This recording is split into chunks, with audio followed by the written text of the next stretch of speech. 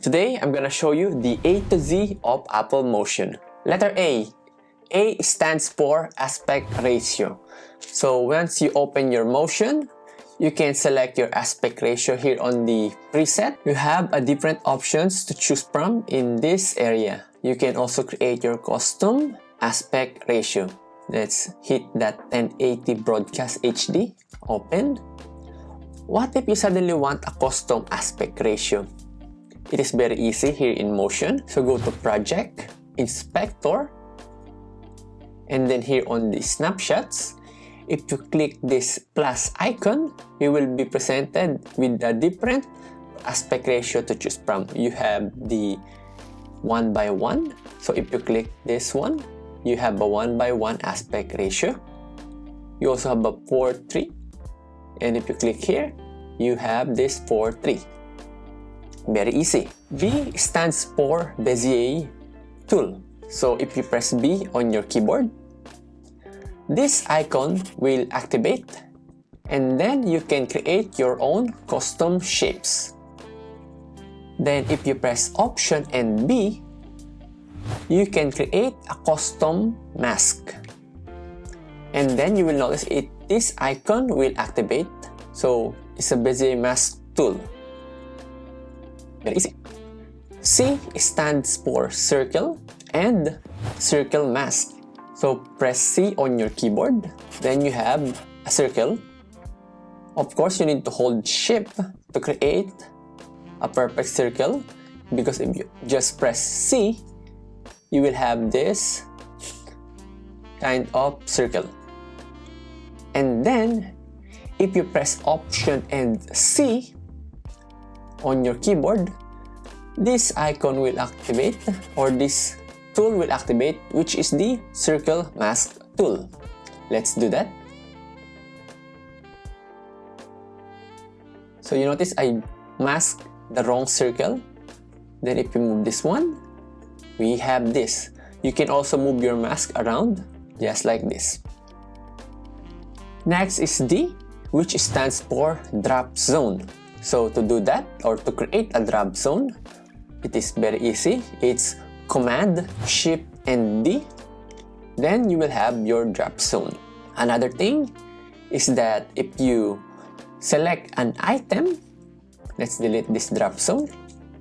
Let's select our this circle, this one. If you press Command and D, it means duplicate. So you can, or you will duplicate the selected layer.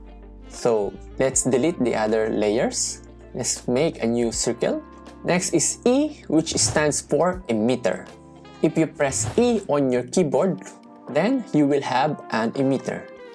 So if you go to Inspector, you will have this emitter controls. F stands for filters. So to access your filters, you can access your filters here on this area. So if you click here, filters, you will be presented with all these filters.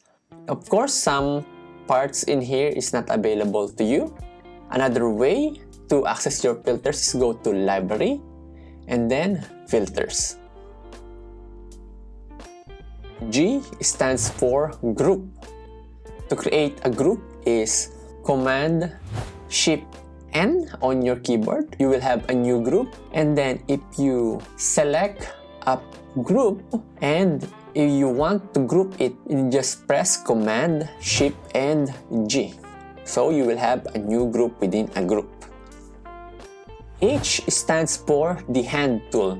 So the hand tool, I don't usually use this one, but if you press H on your keyboard, let's take a look, or shift your focus to my mouse pointer, and if you press H on your keyboard, it will change to the hand tool, which you can use to move around or pan around your composition. I stands for in point. So what does it mean?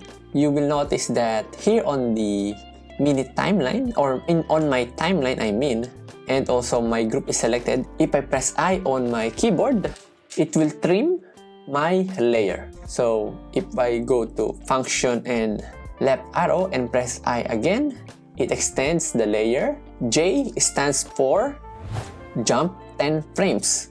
So how to do or how to jump 10 frames in motion? It is very easy.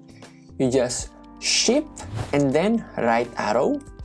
It jumps 10 frames. Then what if you want to jump back? So shift left arrow. So it jumps back to the previous 10 frames. K stands for clone layer. How to do that? So if you select a layer and press K on your keyboard, you will clone a layer. Let's move this one around and press spacebar. We now have our clone layer. L stands for replicator. Press L on your keyboard while there's an active layer. Then you will have your replicator. L is for replicator. M stands for mark. So go to a point anywhere on your timeline. And then if you press M on your keyboard, you will have this mark. So this marker is very important, especially when you create templates for Final Cut Pro. You can select your type in here and put the name of the mark and also the comment. So this one is just a basic mark, but if you let's move to this area, and if you Shift and M, you will have this green mark here, which is useful or needed when creating templates in Final Cut Pro.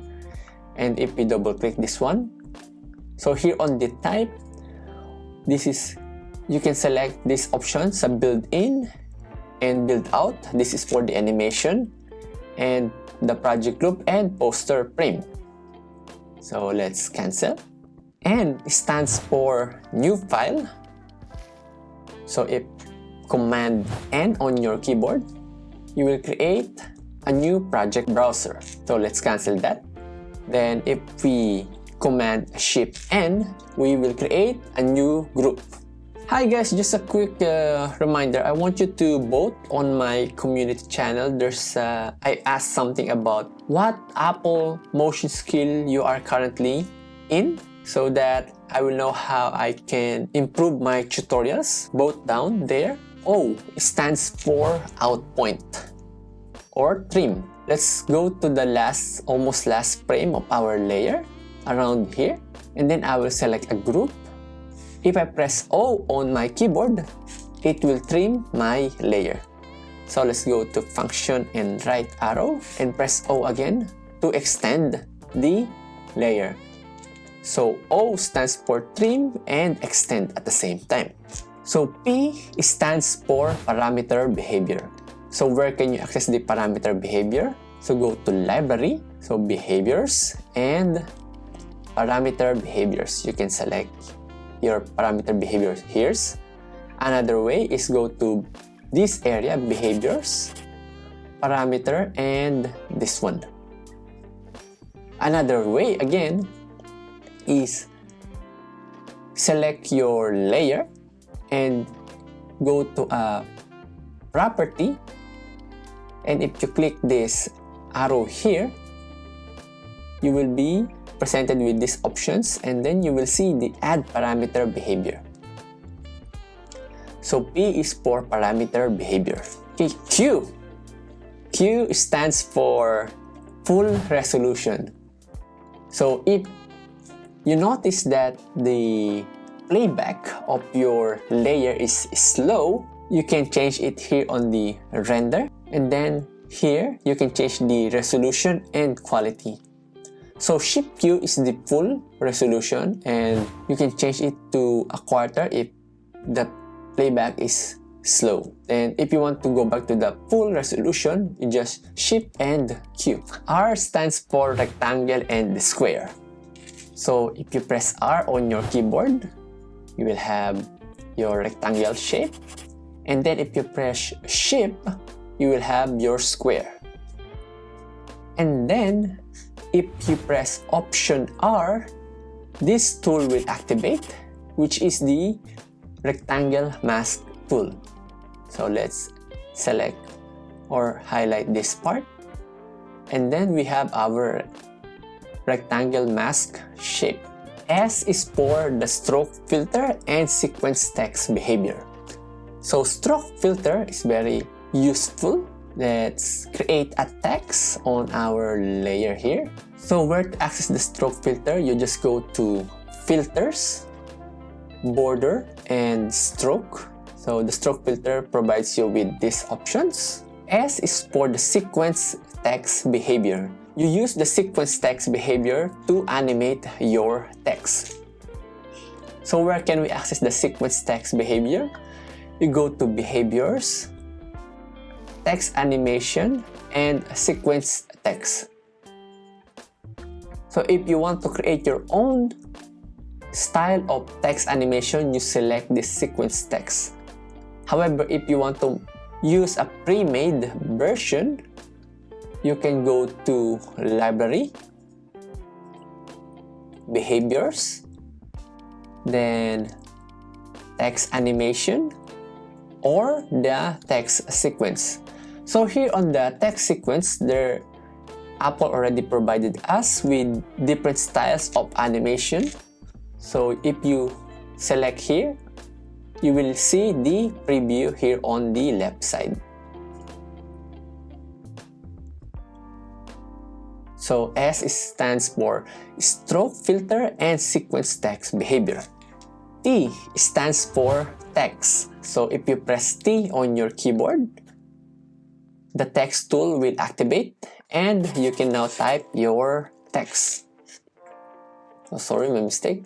I accidentally pressed the L, which stands for the replicator. Let's delete that one, and K also.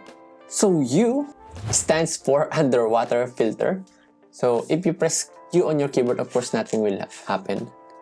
Nothing will change. So U is for underwater filter. You can find the underwater filter here on the filters, distortion, and underwater. Let's apply that. So once you apply the underwater, you will have this. Okay, you notice that I have this red, so you just click this record to turn it off.